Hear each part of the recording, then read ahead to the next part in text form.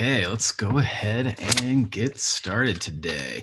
So I want to first thank everyone for the time today. I am Garrett Gingrich, Senior Director of Strategy here at Pathfinders and Advertising.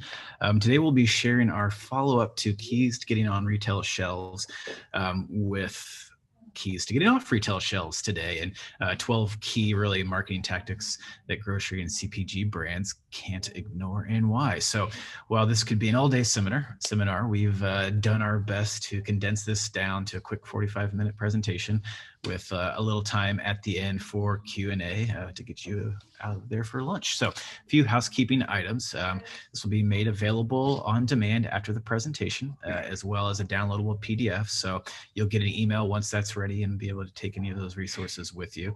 And then next, we'd love to hear from you during today's conversation. If you have any questions, please feel free to submit those at the bottom of the screen. We'll get those answered. And if we don't happen to be able to, we will follow up afterwards. So finally, I'd like to encourage you to share this webinar with your social networks and some of the things that you learned. So like I said, I'm Garrett. I've been in the marketing industry for 15 years, going on 9 with Pathfinders. And in short, really my role here is to ensure that any client story that gets told, that it gets told in the right channels and in front of the right audiences at the right time. So this webinar is my jam today. So Vicki, I'm going to kick that over to you now.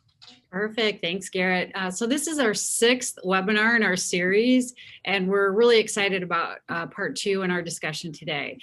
So I'm Vicki Holland, as Garrett mentioned. I'm the president here at Pathfinders. Those of you that know me, because there are several of you on the webinar today that do, know that I love what I do, and this is my passion. But my daily motivations in life are my 2 kids, Sarah and Sydney, and my husband, Jeff, of 30 years. So my 35-year background, I'm sounding very old right now, in marketing and advertising is all agency side. So I have been helping build brands in the CPG area, which is a big part of today's conversation, HCP, B2B, financial, and durables segment as well. Okay, so again, for those that have come to these, this is a familiar slide. And, I really just wanted to start off today saying I'm so proud of this organization and our team of professionals. Truly what we've been able to accomplish during this pandemic is truly nothing short of exceptional. Pathfinders is one of my favorite topics, but what you need to know is that we are an agency partner. We're a partner that ultimately cares about you, your business, and your brand. And I believe our clients feel that every single day and every single interaction. Our omni-channel approach allows us to provide solutions, direction, and execution in paid, owned, and earned channels. And I'm super proud of our 40 years in the business, our team, and a few of the recent accolades that we've received. So again, the 5 segments that we know inside and out are listed there on the slide. And our focus today is the first thing there, consumer packaged goods, or CPG. We've been extremely lucky that we are a diversified organization. And because during this unusual year, I would say that, we've had focus in a couple of key areas while others might have gotten a little bit sleepier during the year, but normally our diversification is split relatively evenly across these 5. We know these audiences, we know the channels and the activities that ultimately work to get results.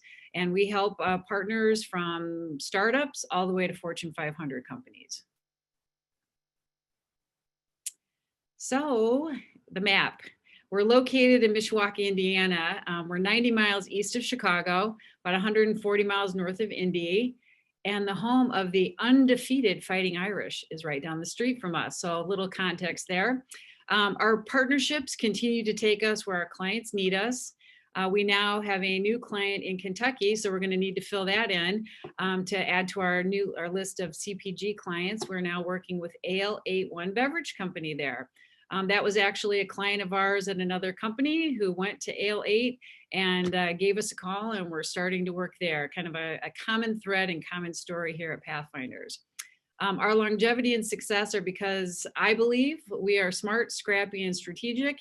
And we deliver as good, if not better, than Chicago and New York, Atlanta agencies. So That's why our clients take us from company to company and wherever they go. At least that's my story, and I'm sticking to it today. So a few of our partners, again, hopefully some names and brands and businesses that you're familiar with. And we appreciate these partnerships very much. And then the next two slides are going to show a little bit of our CPG experience to show that we are credible in what we're talking about today. So again, hopefully lots of brands that you see day in and day out in your visits to the grocery store or the drugstore or the big box stores as well. So getting started here, even if you missed part one, which was getting on the shelf, today's discussion will be very beneficial, I promise. Getting your product on the shelf is a process. And once the product's there, you still have a lot of work to do to keep it moving off the shelf. Buyers will give you about 90 days to demonstrate that your product is desirable to their customers, and not just once, but every time they keep coming back. Buyers in today's world, and well, for the last 25 years that I've been working in that segment, they're looking for velocity. So that's how many times it turns off your shelf, and lift that you're providing during promotional opportunities to decide if your product belongs on the shelf at day 91. So keep in mind, something from the Harvard Business Review, more than 30,000 new products are launched annually, and 80% of them fail. And one of the big reasons that Harvard believes that they fail is that it's lack of preparation. Companies are so focused on designing and manufacturing new products that they postpone the hard work of getting ready to market them until it's too late in the game. So I think our conversation today is extremely timely. So as a very, very, very quick overview to part one of the series, we talked about the keys to get your product ready for conversations with buyers. So from where we're all sitting, there are really two targets that you have to think about always. Your first target are the retailers or the buyers who are going to put your product on their shelf because they believe their customers are going to want it. And then second, your final consumer. So there's activities that you're going to want to do on both sides. I feel like we spent most of the time with buyers last time. We're really going to spend a lot of time with consumers this time. So our assumption as we're moving forward today is that your foundation is done. Your brand, your story, your positioning, your personas have been identified, your eye-catching packaging is done, your buyer journey has been mapped out, and your website has been up and running, okay? And you actually even have your initial Marcom plan and spend ready to go. And Garrett's gonna talk a little bit more about that in a bit. You've met with the buyers with your presentation. It was probably remote because of COVID. They love the product, believe that you're going to spend to drive traffic to the shelf, and agreed to give you a shot. Now what? So today we're really focused on a lot of those pull strategies, creating demand with consumers so that when they go to the store looking for your product because they've heard about it, therefore pulling your product into the distribution channel versus depending on the retailer to put any focus on your product once it's on the shelf, because guess what? They won't.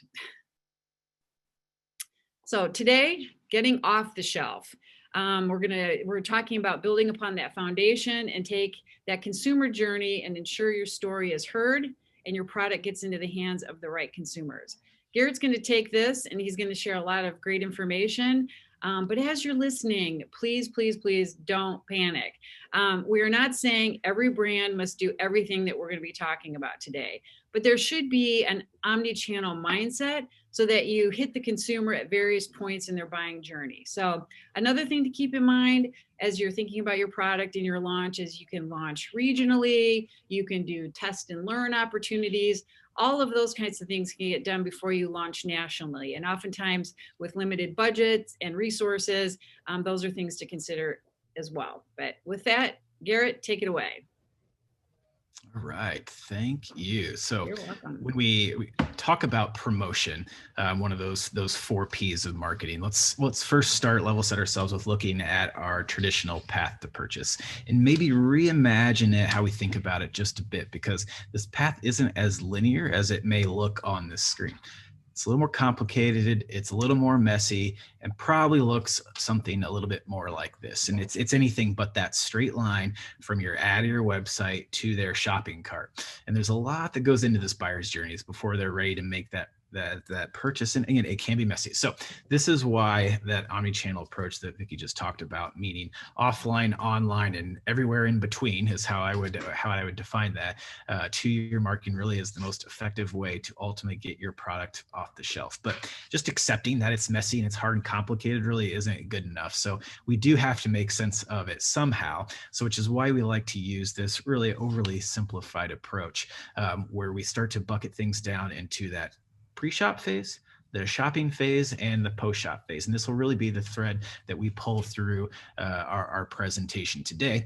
And as I just said, it's not so straightforward. It's complex with various numerous inputs that go into those decisions. And that's where it starts to change from even this high level. So nowadays, the degree of separation between a brand and how its consumers interact with it are little to none. And consumers have come to expect a really more relevant and personal relationship with the brand. So we have to kind of even dive a little bit deeper, still easy, but we have to focus on key decision points that we can absolutely influence. So which will result in that effective and efficient marketing. So these are things like, how do you establish the need?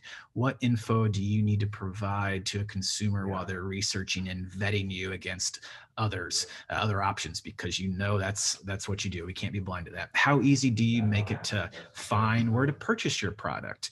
How is the experience once they actually get to that purchase intent and actually do that? Can they actually find it? How do we stand out against other products? And is that purchase experience seamless and easy? All of those things, yes, in store and or online. And then when they use the product, hopefully it stands up. That's the assumption. And then hopefully they become that brand advocate and start to share with others, either while they're out to dinner with friends or through their Facebook account or other online reviews. And you've heard me say it a lot already, but these in-store, online, or even both at the same time, that's where this journey takes place. Who's been there? Your recent story for me, as I was making chili for a tailgate, but you're in the store trying to figure out where in the heck and what aisle that better than beef bouillon is. It's for some reason not with all of the other spices. So what do? You pull out your phone, you Google it. What aisle is this in? And you start to get your answers. Or better yet, or often even more, is that you're standing at the shelf. Yeah, you're paralyzed. You're like, there's so many options. There's a sea of things. And you start Googling reviews of the options that are literally staring you in the face, so you can find those social proofs. So yes, you can be doing all of those individually or layered on at the exact same time. And the matter of fact is that consumers now live across these channels more than ever, every single day. So bringing that multi-channel insight is critical to what we do, and developing those cross-platform assets are an absolute must. So let's take a look at those cross-platform assets and how those different touch points that we'll unpack today, these are. So I'm not going to read through these because I don't need to insult your intelligence. But if you're going to take a screenshot of anything, you'll get this download afterwards. But this is probably one of those instances to do this, because it starts to take those kind of 12 tactics that we just talked about. Well, you see more than 12 on here. There are some duplicates, but it shifts on how you use them depending on the stage, and starts to align them with where they can really make the most impact in that buyer journey. So hopefully I've killed enough time and you've been able to take that screenshot. So moving on, and Vicki kind of rehashed everything too, and everything that we're talking about. You've got your personas where this starts to map out your buyer journey, and it starts to align the right strategy and tactics. And this ultimately becomes your strategic marketing plan. So that's what a lot of these things that we'll do kind of really, this is what we would call the package or the bow that gets put around everything. And I could go into all of the things that how you get there and how you get to a marketing strategy, because it is complicated, and it includes things like business goals and objectives, your current market opportunities, your industry best practices and trends, and competition and use of media, timelines, budgets, all of those, and spend next hour talking about these things, which I'd gladly love to if you want to follow up with me. But that's not the point here. The point is all of these things start to triangulate in really three key components: the who you're targeting, the the where you're targeting, excuse me, and the how you're targeting. And this becomes your why, your strategy, your roadmap for how you're going to ultimately win in the marketplace. And the reason this is important, as we said earlier, is promoting your product isn't something you do once. It isn't something you do twice. It's not just for a sale or a new product launch. You don't want to be chasing your tail all year long. So setting up a plan that will help keep you prioritized, keep your budget and resources in mind, and allow you to focus on your other parts of your business is just super important for ultimate success. Great. Hey, Garrett, also, before you move on, I just wanted to share that I've actually been at some CPG company meetings with buyers, and they will actually tell a buyer that they're going to spend X millions of dollars or whatever the case may be to promote their product at that buyer meeting to get the yes. But then when it actually gets the yes, they don't spend those dollars to actually promote the product after the fact. So this is highly not recommended. And for two main reasons. You definitely don't want to ever tick off a buyer. You want them to be your friends and your advocate. And if consumers aren't hearing and seeing about your product, they won't come in and buy it the first time or the second time. So my advice is set a budget, spend the budget, and oftentimes a great strategy is to spend a little bit more robustly, again, whatever that total amount is, in the upfront to really get the noise out there, and then level off and do what we call drive period. So just, some things to think about as, you're putting together your plan. Oh, I love the intel. Thanks, Vic. So let's set up on that. Go back to that first phase, the pre-shop. So this is where your potential customers are starting to gather the insights about you. We'll touch on that briefly. And this could be about you as a brand. It could be about your specific products that you're offering. It could be, or about the whole concept of whatever you're offering. It may be new to that person, like a CBD cream or something like that. And they're starting to learn about that really from scratch. So it really could be any of those things. And what's really important to keep in mind during this phase is that what you do to reach people here isn't about necessarily your product. Think of the Simon Sinek and the whole Apple analogy that he uses. It's not about the product and how you sell it. It's about the greater context, about the problems your customers have and how they want it solved and how they want to buy it. So you're not leading with that because you're not forcing, you don't want to force your consumers down a path. You want to meet them along the way. So what is that first tactic that we just showed? And probably the most common form, and may seem simple, but I mean, it's advertising. So where you actually pay, this is where you pay to show up in space, where your potential customers are interacting. And this channel also helps to make some of the fastest impact on your business, which is why it's so widely used. And then again, that's also why you're paying for it, because of that quick impact. So it kind of makes sense. And really the opportunities for paid advertising are limitless in this space. Our media lead came from political advertising in DC and will claim that if you can put an ad on it, including taxi cabs, benches, and movie theaters, and anywhere else in between, she's done it. So, and she's also placed over $8 billion worth, which is pretty incredible. But paid advertising, for this part, the point I want to make is that it only works if you know who your audience is. So that's why developing those personas, which we talked about in part one of this webinar, is so important, because its effectiveness really lies in your ability to plug in those demographic and psychographic targeting parameters into any of these platforms, whether it's Google, Facebook, Bing, Yelp, you name it, Hulu. The more honed in you can get, the better you know them, the better effectiveness you will be. So what do I mean by demographic and psychographic targeting? It's answering questions with a little tool like this. Are you targeting men or women?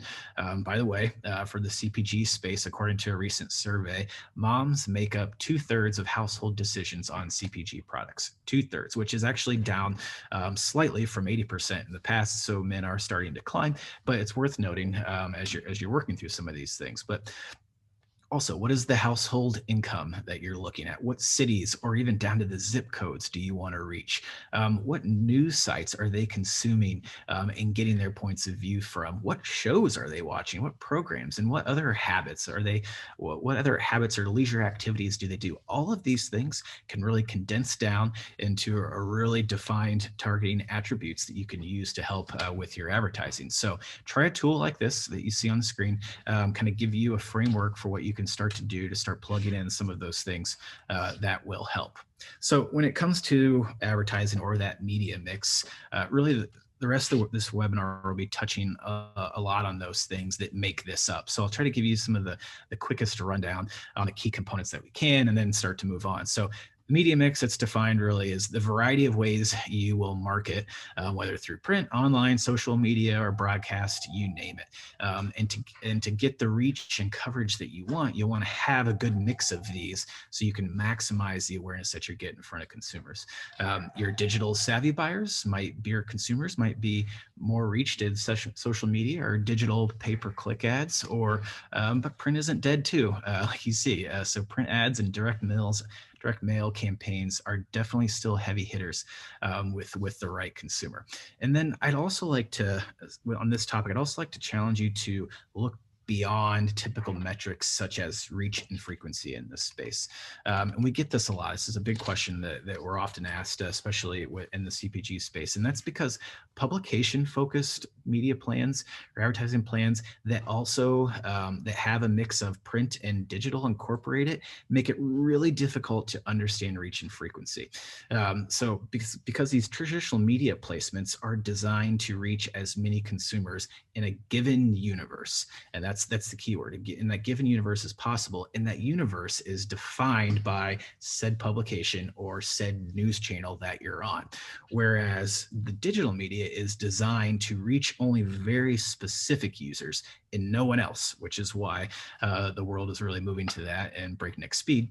And depending on that ad unit of the digital, there's little way to truly measure unique reach in the true definition of it outside of just making some assumptions. So don't fall into that trap of reach and frequency being the only numbers you justify. And then at the very end, when we talk about measuring success, we'll take a look at some of these other key components.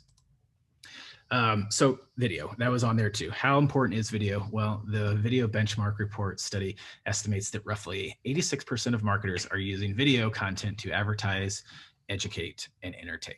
So it's fairly important, I would say, for that. So the reason is because it's an engaging and effective way to reach your audience.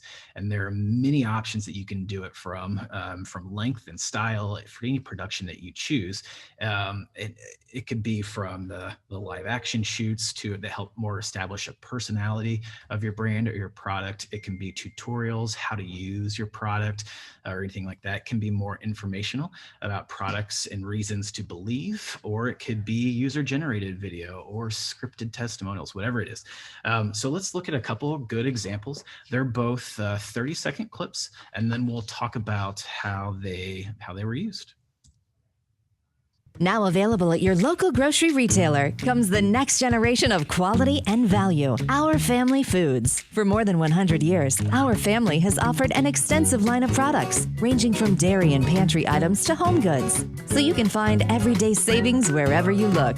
And because we back every product with a Satisfaction Plus guarantee, you can buy and try with confidence. The next generation of quality and value, Our Family, here for yours. Learn more at OurFamilyFoods.com. Starting to see the cross channels. All right, let's move on to the next one. We finally get to pick up our cat today. Our first child together. Congratulations, you guys. Now let's get you some litter. Here's a litter your mom and I have been reading about. It's made from walnut shells, buddy. All natural, biodegradable. It's totally eco-responsible. Who takes care of the planet every time he goes potty? You do. Naturally fresh, good for your cat, good for the planet. Order online or find the store nearest you at naturallyfreshlitter.com. Now, I love this commercial, and it's really tested well in a lot of the key markets across the country. It's one we produced right here in our offices, not actually at a pet store, but I am a little salty because my cat did not make the final cut for the actor. So that's a beef that we still pick to this day, but we'll Next time, continue to move Garrett, on.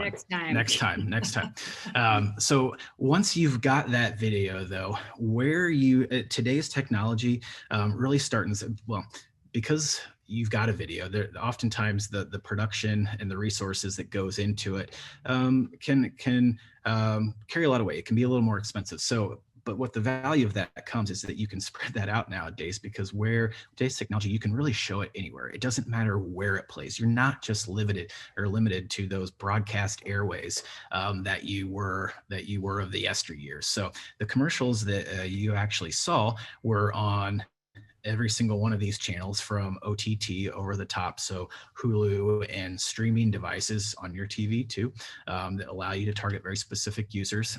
Also then used on social media and YouTube, Facebook, and Instagram, actually. So it was all used in those places except the traditional broadcast. And it kind of goes back to those reasons of broadcast allows you to reach a defined universe by that channel, where digital executions, whether it's on your computer, on your phone, or on your TV, allows you to pinpoint those specific people that really might make a difference. In that instance, the millennial male cat owners. So I fall right into that one. So, all right. Let's keep going. So now, as Vicky said earlier, our assumption is that your website was up and running before you ever walked into your buyer's office, because they are inevitably going to go look at that as soon as you leave that meeting. But remember, your website is never done. Optimizing it can be daily, weekly, monthly, whatever it is. This exercise should be done continually, because it really is one of the most convenient engagement opportunities that you'll offer to your customers, no matter who they are, from start to finish. It's your number one salesperson. It's on 24/7 and can be accessed from anywhere they want to do their research on the product, like some of those examples that we've been talking about and pulling through. So even if you, in this space, you don't have to offer e-commerce, but if you do, great too. You should still be a source of well-written, compelling product descriptions that highlight the specific benefits, as well as engaging product photos that showcase your products in use, are all of these things that are key to pre-purchase decisions or other engagement tools, quizzes, games, just anything kind of fun to help with that pre-purchase and engage them and help them make that decision to actually buy. So I think this is fairly straightforward why this is important for e-commerce. But if it's not in e-commerce, that's fine too. You don't need that. That's hard, especially if you have broad distribution in a number of retailers. But in that case, retail locator on your site is an absolutely a must. And what that does is allows somebody who's coming that, while they may not be able to buy it online, which is that really close point of interaction to their need, it allows them to say, okay, hey, I can't buy it here, but I could go down the street in 2.5 miles and find it at the local Walmart store. So having that retail locator is huge. And Garrett, I'm a huge fan of that. As you know, we were getting ready actually for a new business meeting about 2 weeks ago, and it was for a brewery. And the brewery distributes nationally and has, distribution in like Targets and Walmarts and whatnot. And I had never tasted the beer, so I had to do my research, of course. And I tend to like low carb, low calorie beers. So I wanted to find the store that carried that light beer. And, on their locator, not only did it tell you what stores, but it told you exactly which SKU. So it was super cool. I'm curious, Vicky, when you did it, because knowing the beer, did it point you to my house and my refrigerator? It did not. Was it that good? Because I know it was there. Okay, it wasn't. Okay, it did not. But maybe someday the technology will get there. Yeah. Exactly. All right. Okay. All right, so keep it going. So before we kind of move here, I'd love to do a little poll. So I invite you all to participate. So I'm going to launch it right now. And really the question is, how do we get you here today? How did you hear about this? So, well, not a CPG product. I'm kind of curious as to what that might be. So we're voting. Okay. Expected it to maybe be a little bit more, but it looks like that 100% came from email invitations, or yeah. So we got 100% from email invitations, and that's that's pretty darn good. And it's what we expected, and why we're baiting that here. But and the reason that is so high, because it's a direct line to your consumers, but also because we've built a defined list of clients, of partners, of vendors, of attendees, and we nurture that list and we keep it current and we don't abuse it. We only use it for those communications that we have permission for, because with a great list comes great responsibility. So they're a great way in this instance to make an introduction and build awareness. So like I said, that little, it's not just, you might be asking, well, how is email applicable in that pre-shop if they don't know about us or they haven't bought us yet? But what the key of it there is that they could sign up for something and it could go around in circles too. So it's a great way to show your thought leadership with links to articles and blog posts for your websites, or to promote new products and services. So, and another good example of the value of this in that pre-shop phase too is that when I go shopping with my wife, I've noticed that when we get in line at a store and we get there and there's a little bit of line, she'd pull out her phone, like, what are you doing? We're right here. She's like, well, she's going through her emails to make sure she didn't miss a special deal or a coupon, because places like Kohl's or Michael's or Target or Bed Bath & Beyond obviously are always sending out these special email deals. And sometimes while you're in that store and you're looking for that, we end up buying a little bit more because we have that purchase. So that email loyalty, both in the pre-shop to make a decision and then at the post-shop, are really one of the most effective marketing tools at your disposal. And because services like Constant Contact and MailChimp exist, they're super easy to execute. Really, it makes it your ROI on this execution really unbeatable. So as we continue to move, I'm guessing you've never mentioning social media either strikes joy or fear in your heart. But today, social media can really be a vital channel of communication for your brand. And it isn't as scary as you might think. But before you dive in, don't make assumptions about where your audience is spending most of their time. Your instinct might tell you that, okay, I'm targeting millennials. I know Facebook now is basically older, the generation, 30s, mid 30s and up. So I'm just going to skip it all together and focus on Snapchat or Instagram or TikTok. But the data shows actually that 84% of millennials still use Facebook. So it's important to do your research and remember it's also not an all or nothing deal here. So you can use different channels for different things, but focus on those different audiences and allow you to meet your goals. And one of the most important part, especially in social, that we see, and kind of one of the biggest mistakes we see often, is really the need to be social. Shocking, right? And I joke because so many brands forget that conversation isn't one-sided. So when people engage with you or comment on your posts or your ads, it's super important that you engage back, because this helps build trust and it forms that loyal following. And then fans will share and like, and it helps you rise in the social algorithms and gain more free exposure. So I know all that can sound overwhelming too. So good news is, don't just, when you get started, focus your posts on quality over quantity. It's more important to create that sort of content on a couple of key channels than it is just to get everywhere. So focus on the key ones and go, because the reality is we're in a highly fragmented landscape. So what you choose not to do is as important as where you choose to invest. And again, using those personas to inform where you play in these, it will help you make sure you focus on the people over the platforms and devices. So it's a great takeaway. And then you can't talk about social media without talking about influencers too. So you've probably heard about these a lot, and some may be good or bad. Maybe it's some butt of some jokes, but if you can get someone who already has a following on their, big or small, on their social medias to talk about you on their channels with their audiences, it can open up a whole new world you may not have otherwise reached. So it's a great way to build awareness and establish instant credibility with your target audiences if you align with someone who they can relate to, is the key point there.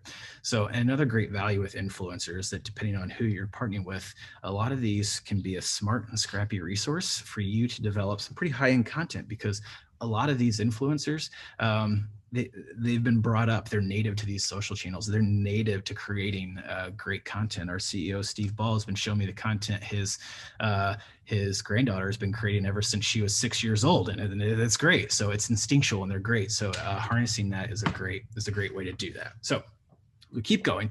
In-market events might be the most fluid one that we talk about today. Fully realize that because COVID has changed a lot about how people shop and how we feel about sampling, safety, and even with all of the capacities and everything going on. But this will change, and it's something to keep in mind, especially for CPG and grocery brands. Keep in mind as we're planning for the future. So the great thing about these is that it's a strategy that involves that really important face-to-face contact between you and your customers, because it adds that layer of personality that can help establish and the loyalty and reaching kind of that sale portion that can often be missing from digital or even traditional channels. So having a booth at special events like concerts, fairs, sporting events, or other places where your product is sold nearby in stores really engages them while they're in a willing and participatory position, and that transaction is convenient and attainable when they're ready nearby. So it is still a wonderful CPG tactic to consider. And the caveat, though, is that when you're doing this, you want them to walk away having the kind of impression that they had a conversation, not a sales pitch. Yeah, and you're, oh, go ahead. I'm sorry. I was gonna go ahead quick. Yep. Oh, sorry about that. I'm having some trouble with my visual, but I just wanted to say, we've used this a lot with CPG clients. You see the Hills tents there and whatnot. Hills had a perception that it was grandma's coffee. So we needed to prove it was great tasting coffee, because that's the number one reason people select coffee. It must taste good. So we needed to get a younger generation of people tasting this coffee so they could say, wow, I never knew Hills tasted this good. So in markets where we did these events and passed out coupons, we saw exceptional lift in the retailers where we sold product. And what was even better is, even though we handed out lots and lots of coupons, people were purchasing the product even without the coupon, which is ultimately a great thing from a budget standpoint. So that was all I wanted to share. Super good thing. So, and you might be asking, how do you get people there? Well, PR is one of those great ways to do that, as well as your other channels, where you can engage journals, influencers, talk about your brand and product, and use them to build that trust in your growing brand, and otherwise drive sales in any of your channels. So, don't forget to reach out to these bloggers or these journalists and give interviews. Get on those BuzzFeed style top 10 lists. Because I don't know about you, but those are probably some of the most common content I'm reading these days, especially during the holiday season. So once you do that, then start leveraging the good PR you're getting, the articles, to generate more good PR and allow you to continue to foster and strengthen some of those relationships. So I think I speak for all of us when I say that was a lot to take in, and we're going to keep moving quickly, but all of this is great information. It really goes to show how many opportunities there are to meet your potential customers long before they're even ready to make that purchase decision. So the pre-shop phase is integral in the shopping journey to create that awareness, for your brand, and to drive action to actually go and look for it and pick it up and buy it. So once we get to the sales floor, though, we often talk about the last 3 feet. And that's when you're standing in the store aisle or online in today's world, and just a few feet away, you're in a product category that could have anywhere from 2 to 30 different options staring back at you as a consumer. So this is really where those things we talked about last time, the packaging, and then Garrett's also going to go into in-store displays and coupons and mobile activations, can play a huge role in getting your brand selected and taken off the shelf. So Garrett, why don't you go ahead and continue? All right, so we're in the middle phase, but that first one was the biggest. You saw that out there, and again, it speaks to the number of opportunities. So I promise we'll still finish on time. And during this shopping phase, where the consumers are either choosing to try something new, or they might be trying to switch brands because your product looks like it can solve some of their inherent needs or issues too. So it's a little bit of both within those. It's not just one. It could be a switch, which is this space is there. So let's quickly revisit packaging. We talked about this in part 1, but for the sake of time, it's your number one billboard at shelf, because according to Display Mode, over the past few years, they've shown that 70% of purchases are still made once the customer enters the store. 70%, which starts to speak to the importance and why we can't let that out, because impulse purchases, packaging generates, are just, they're critical, especially for the brick and mortar retail stores alike. So, and for emerging brands or up and coming too, for like, oh my gosh, all of this sounds intimidating. Well, this is one of those areas you focus on, because a lot of these smaller brands or strategies will let the bigger brands like P&G and Kimberly Clark, like your Folgers, your Maxwell's, or something like that, let them use their big media dollars and drive that need and drive the customers to the store. And then once they get in the store, use your packaging and other in-store tactics to help kind of win and engage in that last 3 feet. So for this, there is a science behind it. Don't ignore it. You see some of those on the screen, but we'll just float through a couple more examples that embrace what those factors look like, both from a food and another sort of product that you might find. So now part of that, kind of going into this shopping phase too, in-store displays and point of sale displays. This is where a lot of magic can happen, from creating visual impact to driving those impulse purchases. These displays can be very effective. I think, Vic, you got a story about this too. Well, yeah, I mean, I think, 10 years ago, maybe even a little bit longer, displays and end caps were everywhere, and it was pretty easy to get them in the store. But with so many, especially the big box stores, with their clean store policies, make these types of things harder and harder to do. Again, some of the smaller, chains, like maybe in our market, a Martin's, you can still do things like that. But, when you can have kind of a big idea behind it, like this was a promotion that we did with our client Welch's and Skippy peanut butter. And this was a back to school campaign that had, again, omni-channel touch points to it. But this display, really was a key point to the overall communication. So if you buy your peanut butter and jelly, you got the loaf of bread for free. So again, sometimes you have to be creative in order to get an actual display up in retail. So thanks. Love it. And then now, like, I kind of mobile activation, the other one too. Like I mentioned before, like when my wife and I are shopping, we're always looking through our emails before completing the purchase. Or if I'm out on my own, I'll text her and say, hey, send me something. And it's amazing how quick that can happen. So another way to capture shoppers in action in store is through mobile activation. So even though you might have your customer in a brick and mortar store, you can take advantage of brick and mobile shopping. See what it is there. Okay. Salesforce estimates that nearly 3 out of 4, so almost 75% of shoppers now access their phone in stores to read all of those reviews, to compare prices, to navigate aisles, to check out, pay, or look for gift inspiration. So that is a significant number. And again, shows why this mobile activation is so important. And really the takeaway is that mobile technology, it delivers the advantages of blending the best of both worlds. And but this doesn't mean it's like, oh my gosh, gee, this might seem crazy. It doesn't mean you have to go out and build your own app. Not at all. You can partner with third-party apps like Ibotta or Ibotta, Instacart, Retailing Not, or any of those, really, to give your brand and your product an extra in-store boost while online.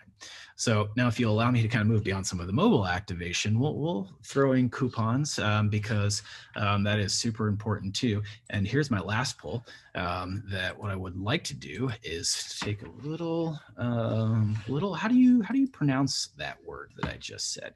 Is it coupon or coupon? Let's see if we're still going. So coupon, we've got, it looks like 75% is coupon and 20 is coupon. So yeah, a coupon is kind of where I go with two. And if let's see, where was it? So then, but according 57% say it's coupon. So there was a study by coupons.com. Yeah, it's not coupon, even though that's how I'm going to say it. Everybody else is it's coupon. So maybe it's a Midwestern thing. Maybe we'll accept that. So, but according to the 2019 coupon intelligence report done by Velasys, 92% of consumers use coupons. Now I'm going to throw myself off in 2019. And that same report goes on to say that half of all consumers say they like getting coupons in the mail. So they enjoy that. So they can see that. So why not do that? So it's still a very lucrative channel for us to engage in. And actually in 2012, JCPenney famously tried to break their customers of that coupon habit because some people have a love and hate relationship. They saw their sales drop by 23% in the first 3 quarters. So there is direct business impact that comes along with these, both the good and the bad. But they're a great way to introduce new product lines to your existing customers, give them incentive to try a little something new. And it can also actually help you clear out some unwanted inventory in your warehouses, or maybe running short on space. So they're still very much a smart tactic to use in this space.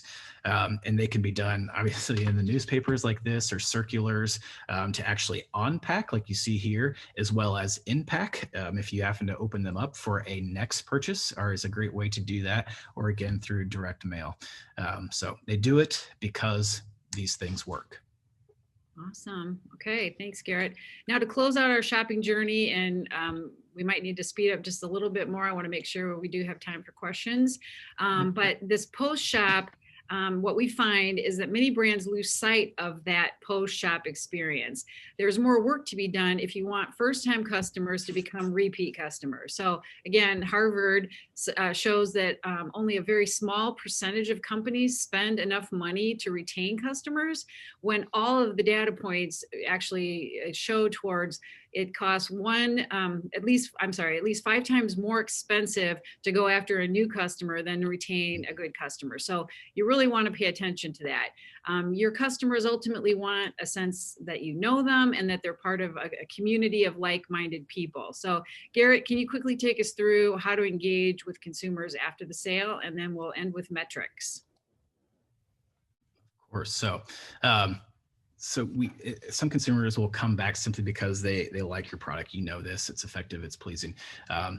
But most products have competition, and there might be anywhere on the shelves to the whole aisles devoted to products just like yours. How often do you think, or do you hear, oh, let's look down the cereal aisle, or let's look down the baking aisle? So how do you stay on top of mind when your consumers go back to buy more? And that's where a lot of these tactics come in, because we don't want them to get them when they're looking for Fruit Loops. We don't want to get them distracted with Fruity Pebbles. So one of the ways to do this too is social media, and how a lot of these, it's a great way, again, it can be part of, it's multiple ones. They're not all unique. So using this as a way to continue those long-term discussions around your brand, help build personality and establish, social proof of why you have a great product through your biggest fans, by allowing them to converse and provide recommendations. So you can use great ways to do this in this phase, or engaging them through incentive-based activities like small contests or giveaways that encourages them to like and share, which again helps with those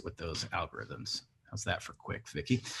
So advertising isn't just about the new sale either. It's also very much applicable in trying to get that next sale, because we as humans are bombarded with those different options every single day, like we just talked about. So it's a great channel to build and maintain that top of mind awareness by reinforcing good decisions that they made. This is a great decision, or capturing or fighting for that attention or mind share, and creating that little community. And we talked a lot about this already, so I'm not going to go into the tactics that apply.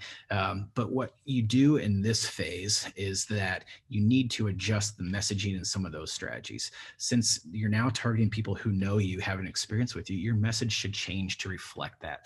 Make sure the consumers, like Vicki said, feel known, like they're a loyal fan. This means instead of driving home those product features and reasons to buy because they've already bought, adjust to reasons to fall in love with your brand through some of the shared interests and values that you have with your consumers. So just kind of a messaging switch in how you do that here. If you have e-commerce on there, email is a critical channel post-shop, because by doing receipts and delivery updates, what this does is allows you an easy way to provide transparency in the process and keep your customers from feeling like something went into a black hole, which just is human nature. nobody wants. So, but during these communications, it's also a good time to educate them on new products or products that can be used in tandem with these, other relevant things that may be applicable. And Amazon is the king of this. So if I would say anything, just pay attention. We're all consumers, we're all shoppers. Pay attention to how people communicate with you, especially in the CPG space, and feel free to steal some of their ideas. You're not above that. So Gary, use another thing this. that's great with these emails too is Go ahead. you can also ask 1 or 2 questions, because these are customers who know and love you. So oftentimes when you want to know something, you can use these sorts of touch points as a great way to do that really quickly as well. Yep. And launching new campaigns or product line extensions. Yeah, absolutely. And the final one here, very similar to emails, texting is a great way. And I am seeing this adopted by a ton more CPG brands and retailers alike, because the reason is it is a direct line into your consumer's pocket. Think about that. Into their phone, into their pocket, or their purse. It's an intimate form of communication, and you're seeing it just really take over a lot of space. So you can use it with email. Receipts and delivery updates can be sent with text. But one of the best things about this in this space is that it also offers you the ability to do geo tracking, because you've got them to opt in. You have their number, so you can ping them when they're near your area or within a certain distance of your product, and notify them of maybe something special while they're shopping. And this keeps it messaging most timely and relevant in really all channels. So I think it's great. All right, so we're almost done. I think we have one more slide or so. So in today's digital world, measuring success has never been easier. The key is to gather the metrics, okay? So, and then you want to analyze them to see what's working, what isn't working, and what needs to be modified or enhanced for additional success, and then actually making those enhancements. Here at Pathfinders, we're enhancing programs, on a daily basis for some clients, a weekly basis, a monthly basis, all to look for ways in which that we can optimize our client partners' spend so that we're being super efficient and super targeted. So Garrett, take us home. Yeah, so the technology today really affords us the opportunity, both in store and online, to consistently measure and report some successes, or its lack thereof too. That's fine too, so that we can learn. So, but it's critical to measure your marketing, understand and tailor your audiences, continue to hone in on those, like I talked about, and really maximize overall effectiveness. So I would also advise, when you're thinking of metrics too, looking at industry, you can look at industry benchmarks for a little bit of context and to potentially inform some of the things you're doing and some of your goals. But the most important thing you can do in this space is show progress on your initiatives and measure what you're able to improve, because marketing resources vary. The depth of pocketbooks, especially in CPG, whether you're Folgers or on the other side, your Hills Brothers, it can be very different. And what this does is it ultimately affects some of those analytics and reporting numbers that go into it. So the most important thing to do is just answer a few key questions. And those are, what are we doing? How are we doing? How much did we grow or shrink? And most importantly, what do we see the results? What are they doing? How are they going to inform our next steps? So to do that, you want to break out your metrics in a way that truly represents the omni-channel campaign that we've been kind of bringing through here, one that reaches across all of these channels, both online and offline. Because if we were to break down metrics by channel only, so you're just reporting on social, you're just reporting on meeting, or you're just reporting on sales, it'll start to provide a siloed view of effectiveness and potentially start to skew some of those strategic optimizations in the wrong way that could otherwise be avoided by looking at the whole picture. So how you look at the whole picture? Simple enough. You align it with the consumer journey and those phases of awareness, engagement, and decision. Because each of these need to work together and ultimately to provide that return on investment that all marketers are looking for. So take another screenshot here. These are some types of metrics that fall within it that you want to be looking at and potentially measuring. Well, if you're going to take a screenshot, I want to be in it. So all right, take a screenshot. Yeah, so we get that too. So okay, well, if we've got 5 minutes left right before lunch. So let's take a look. Let me go over here and see if we've got any questions. So, okay, here's one. It says, this was a lot. Thank you. Okay. If it's a emerging brand and not a craft or the Folgers, where do I start and how is it possible to do all of these? And think that's a great question too. And I want to take it back to the very beginning. You have to start with understanding who your audience is and really knowing the ins and outs of what they do, what their life looks like, what they care about, what they're motivated by throughout that customer journey. And then once you've completed these, you might be surprised at how easy the priority of tactics just fall out of these. For example, if you're a frozen pizza brand targeting moms, this not only tells you that she cares about what's in the product. So you're talking about things like quality ingredients or something like that because she's looking for a healthy family. But you may also know that when she wakes up in the morning, the first thing she does is grabs her phone, looks at Facebook, and then looks to local news channels. So what that does is start to tell you, hey, target some of those. And that starts to really then hone in. And then this allows you to plan and focus. But what you choose, and I'll go back to say it, repeat it, but what you choose not to invest in is just as important as what you do invest in, and make those things really work the most for you.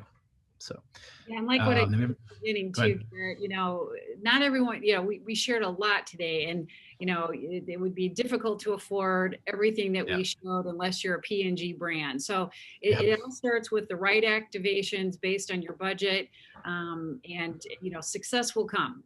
We've seen it, as I said, with startups as well as Fortune 500 companies. Yep. And then Obi, actually, so you have a question: when and how you use Facebook versus LinkedIn versus Twitter versus Instagram. And I think, so I'll tailor that conversation more towards the B2B space, because I think that's where you play the most. But you're right, it is just recognizing the awareness of having a different approach for each of those channels is critical. You're seeing, so I'll start with Facebook. A lot of times in the B2B space, this is a great channel to really express the culture of your organization, to bring to life those shared interests and values, to help around the community that was really inherent to how Facebook was started and set up. So I think that's a great way to use Facebook, obviously using other channels too to do this, but I think that's a good focus. LinkedIn is more of those, you're talking to those business professionals. And I think it's important when you're thinking of these, why do people use LinkedIn? You're seeing it a lot on your feeds. Some people are like, guys, this isn't Facebook. Don't post about what you're eating, or this isn't a dating site. Don't reach out to me about asking me out through my email. So those are the conversations. Those are where their thought leadership content really starts to come to life, where you're adding value to the services or the products that you have. Instagram is one of those. It's picture focused. That's the primary deliverable in that space. And so using that to establish personality and really express more creativity is a great way to do that. And then Twitter too, it's I can't quote the lifespan of a tweet, but it's pretty short. So those are things that are more quick hitters, things that want to go out. Volume is key there to really have presence. So quick hitters, things that go out that can show up in people's timelines, updates, news, things like that is really some of the best applications for that. So we could go a lot more on that, and I'd love to talk. So let me know. All right. Okay. Well, 11:59, Garrett. I didn't think you could do it. All right. Thank you. And thanks everyone for joining us today. And we want to wish everyone a super happy holiday season. And we'll look for some new scheduled webinars after the first of the year. All right. Thank you. All right. Thanks. Thanks.